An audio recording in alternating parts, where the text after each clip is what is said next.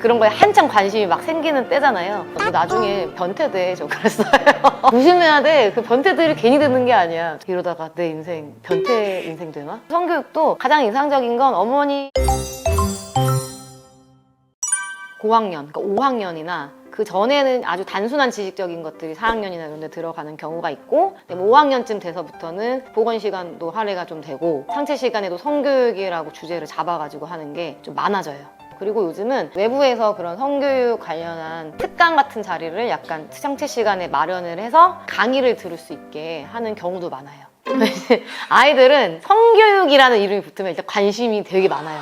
이제 한참 특히 이제 중학년부터 고학년까지 이루어지기 때문에 그 아이들이 사춘기를 이미 경험하고 있는 친구들도 있고 그렇지 않더라도 이제 그런 거에 한참 관심이 막 생기는 때잖아요. 본인 신체들 변화가 있다 보니까 그런 게 궁금하고 뭔가 쑥스럽기도 하거든요. 그래서 성교육 시간은 사실 되게 좋아하는 시간 중 하나예요.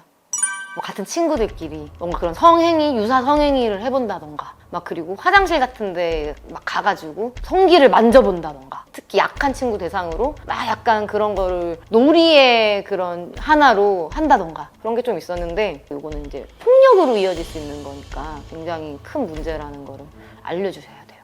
실제로는 성교육은 초등학교 입학 전에 이미 부모님이 시작을 하셨어야지 되는 거고 정말 더 부모님이 신경을 쓰신다면 더 어릴 때부터 유아 때부터도 어떻게 내가 그 사람을 성적인 부분을 존중해야 되는지 지도를 해주셔야 돼요.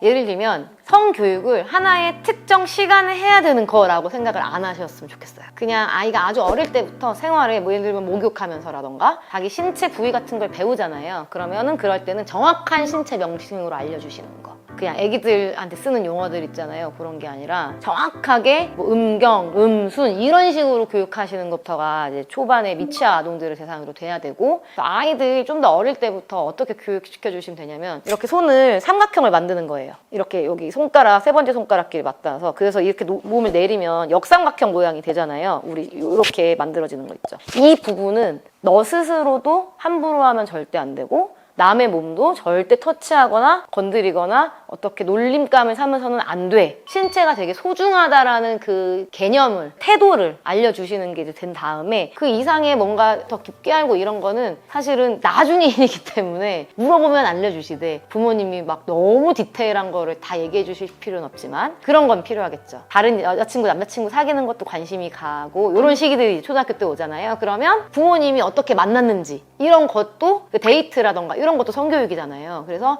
어떻게 결혼하고 이런 부모님의 이야기부터 해주시는 게 가장 좋고 시기 같은 것도 몇 살 때부터 라기보다는 그냥 아주 어릴 때부터 얘기를 자연스럽게 조금씩 그리고 엄마 아빠는 그 사춘기 2차 성징을 겪을 시기에 어떤 변화가 있었는지 그리고 이런 게 힘들었다 뭐 이런 게 좀 위험해서 얘기를 많이 들었었다 이런 식의 얘기를 부모님의 경험을 바탕으로 해주시면 돼서 딱 뭐 몇 살 때는 뭐 몇 살 때는 뭐 이런 게 있지는 않습니다.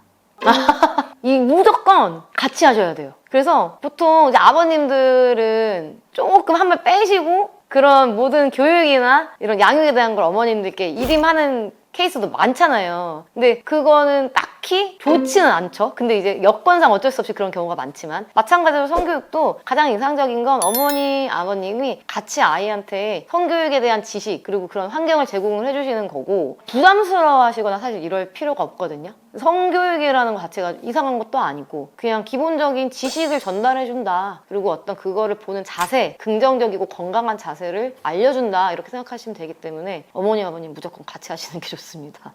팔짱을 낀다라던가 이런 거는 사실 성적으로 문제가 되는 것도 아니고 성적인 개념이 잘못 잡힌 것도 아니죠. 근데 뭔가 어디 신체 부위를 만진다거나 그런 것들이 있으면 아 이거는 잘못된 거야 라고 부모님도 어쨌든 나 자신은 아니잖아요. 그래서 다른 사람의 신체를 건드리는 거는 상당히 조심해야 된다라고 해주시면 되는데 그러니까 부모님의 신체에 대해서도 마찬가지야. 이거는 꼭 알려주시면 좋을 것 같아요.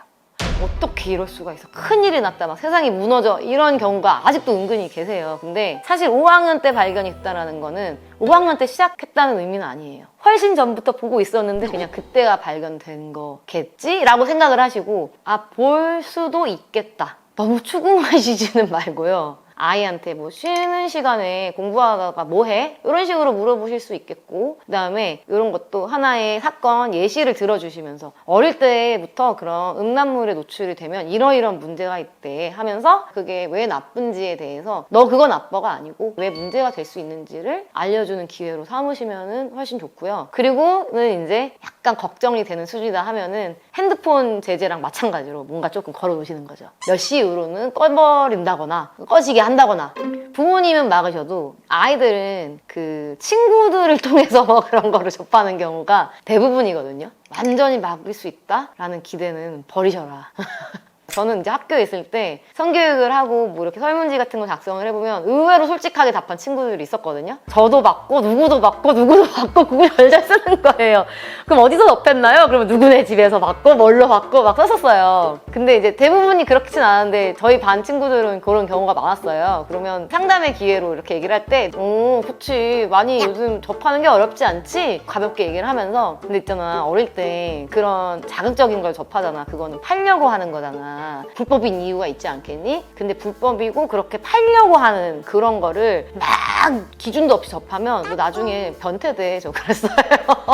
그러니까 조심해야 돼. 그 변태들이 괜히 되는 게 아니야. 저 그렇게 얘기했었거든요. 그 아이들이 이제 자극적인 걸 막 보고 싶어서 하다가도 약간 그 말이 생각이 나는 거죠. 이러다가 내 인생 변태 인생 되나? 이런 효과가 있었어요, 실제로. 그래서 저는 부모님도 그런 식으로 좀 이해는 하시되 어떤 식으로 가이드를 줄 수 있을지에 대해서 편안하게 생각하셨으면 좋겠어요. 정말 호기심이 많아서 그런 경우라면 너는 어떻게 생각해? 너는 그게 뭐라고 알고 있어? 라고 역질문을 하시는 거예요. 그래서 어디까지 아이가 파악하고 있는지에 대해서 본인이 먼저 드러낼 수 있게. 그 다음에 잘못된 부분만 그냥 고쳐주시고 만약에 좀 교육이 필요한데 부모님도 잘 모르는 거일 수 있죠. 아니면 알지만 설명을 어떻게 해야 되는지 모르는 그러면 일단 질문을 다 해보라고 하시고 엄마가 아니면 아빠가 좀 공부를 해서 너에게 알려줄 수 있는 방식으로 좀 연습을 준비를 해볼게 이런 식으로 하시면 좋을 것 같아요. 일단은 좀 그런 경우라면 부모님이 부모 교육을 좀 받으셔야 돼요. 부모님이 어떤 성관계를 통해서 자녀가 태어났겠구나를 지식으로 아는 거랑 그런 모습을 직접 보거나 짐작해가지고 아이가 알고 있는 건 완전 다르거든요. 근데 부모님이 그렇게 노출이 될 환경을 주셨다는 건 일단 잘못됐다는 거를 두 분이 같이 아셔야 되고 아버님은 개의치 않는다? 그러니까 아버님은 굉장히 교육이 필요하죠.